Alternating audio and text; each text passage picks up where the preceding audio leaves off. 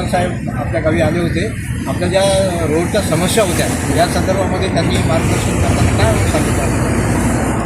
साहेब, चव्हाण साहेबांना आम्ही विनंती केली होती. मागच्या रविवारीच आम्ही व्यापाऱ्यांची बैठक लावली. सन्माननीय कोर्टाने जो आदेश दिलेला आहे त्यांचा प्रश्न आहे आणि त्यांनी 75 मीटरपर्यंत अतिक्रमणे हटावं असं त्यांचा हेतू त्यामागे होता. परंतु आमच्या गावचा पूर्ण दोन्ही साईडचा एरिया डॅमेज होत असल्यामुळं आमच्या जेवढं काही चिंता होत्या गावकऱ्यांच्या व्यापाऱ्यांच्या, तर ते त्यांच्यापुढं मांडण्यासाठी आम्ही त्यांना इन्व्हाइट केलं. ते आले आणि त्यांनी बऱ्यापैकी आमचं समाधान केलं. आमची जी मूळ मागणी होती बायपासची, की करमाडला हा रिंग रोड करण्यातच यावा. जर रिंग रोड झाला तरच करमाड वाचू शकतं हे आम्ही त्यांना समजून सांगितलं. त्या दृष्टीने ते इथं आले. त्यांनी आम्हाला आमचं सॅटिस्फॅक्शन केलं आणि त्यांचे मी आभार मानतो. त्यांनी आज घोषित केले आमच्या बैठकीमध्ये की तुम्हाला रिंग रोड हा मंजूर करण्यात आलेला आहे. त्याचं काम कधी सुरू होईल किंवा आता मंजुरी मिळाली. आता शासनाचे कामं आपल्यालाही माहिती आहे. आता प्रशासकीय पातळीवर मला वाटतं सन्माननीय मंत्री महोदयाची त्याच्यावर सिग्नेचर बाकी आहे. ती सिग्नेचर झाली की लवकरात लवकर 1 ते 1.5 वर्षामध्ये हा रिंग रोडचं काम चालू होईल अशी त्यांनी आम्हाला सांगितलं. अखिल चव्हाण साहेब जे आहे की सार्वजनिक बांधकाम विभागामध्येच नाही तर शासनाच्या अधिकाऱ्यांच्या दफ्तरी अतिशय कर्तव्यदक्ष अधिकारी म्हणून आता नावलौकिक आहे. त्याच्यामुळे रिंग रोडचं काम लवकर होईल असा आशावाद आपल्याला वाटतो. बिलकुल आहे आणि मी गॅरंटीने सांगतो, कारण की सन्माननीय चव्हाण साहेब यांनी आपले दिवंगत उपमुख्यमंत्री सन्माननीय अजितदादा पवार यांच्यासोबत पुण्यामध्ये खूप सारं काम केलेलं आहे आणि आपल्या सर्वांना त्याची जाणीव आहे, माहिती आहे. आणि त्यांची तत्परता सकाळी 6 वाजता उठून कामाला लागणे किंवा जनतेचं कामं करणे किंवा धावपळ करणे किंवा दूरदृष्टी पुढं काय होणार काही नाही होणार याची पूर्ण जाणीव त्यांना आहे. आणि आम्हाला पूर्ण विश्वास आहे की आम्हाला 1 ते 1.5 वर्षामध्ये बायपास रेडी कंडिशनमध्ये करमाडला मिळेल. आपण त्या मीटिंगचं आयोजन केलं आणि आपल्या आव्हानाला एक ग्रामस्थांनी खूप प्रतिसाद दिला. त्याबद्दल ग्रामस्थांचे आभार मानतो. बिलकुल. मी आमचे आजी माजी सरपंच असतील, सोसायटी सदस्य असतील, जिल्हा परिषद असतील, वरिष्ठ नेते असतील, मी सर्व करमाडवासियांचे मनपूर्वक आभार व्यक्त करतो की त्यांनी आमच्या एक छोट्याशा आव्हानाला किंमत देऊन आज सर्व व्यापारी शेतकरी इथं जमले आणि मोठ्या प्रमाणात आले. त्यांची एकी दिसली आणि या एकीमुळं आमचा आता वेगळं सांगायची गरज नाही, आमचा विजय निश्चित आहे. रवी दामोदर करमाडकर. आणि मी तुमचेही आभार मानतो की तुम्ही आमचा आवाज शासन दरबारी व्हा अशी आपल्याला विनंती करतो. धन्यवाद. आज अशोक चव्हाण साहेब आपल्या करमाड शहरामध्ये आले होते आणि त्यांनी आपलं सर्वांचं चांगल्या पद्धतीने समाधान केलं. जी गावकऱ्याची प्रमुख मागणी होती याच्या अगोदर देखील एक मीटिंग झालेली होती की करमाड हे खूप मोठं शहर आहे आणि या करमाडला बायपास मिळावा. या अनुषंगानं अत्यंत महत्त्वाचा निर्णय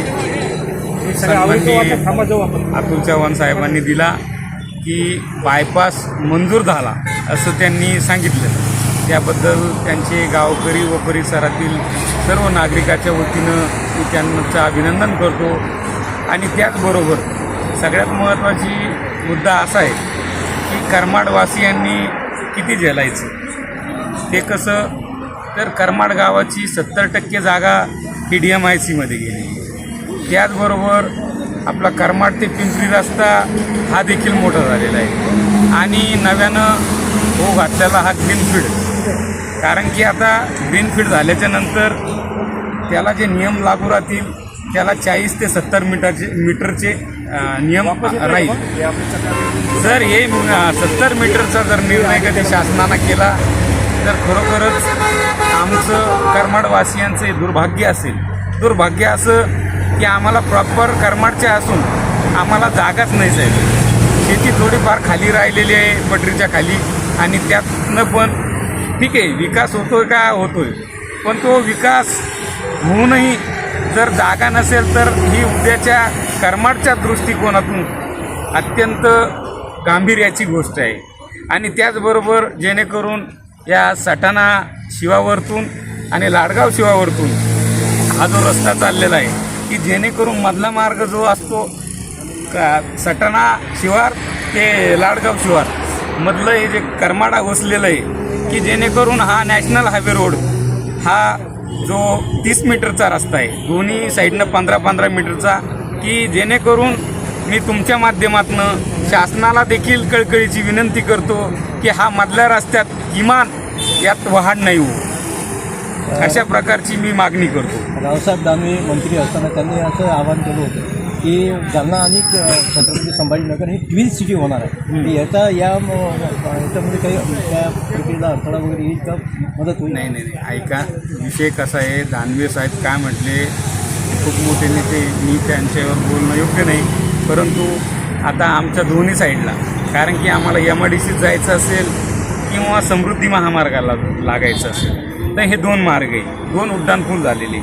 किंवा बिडकीनला जायचं असेल तर आता हा ग्रीनफील्ड होऊ लागला, की जेणेकरून आपल्याला इथनं सुद्धा तिकडे जाता येईल आणि समृद्धी महामार्गाने देखील आम्हाला जालन्याला जाता येईल.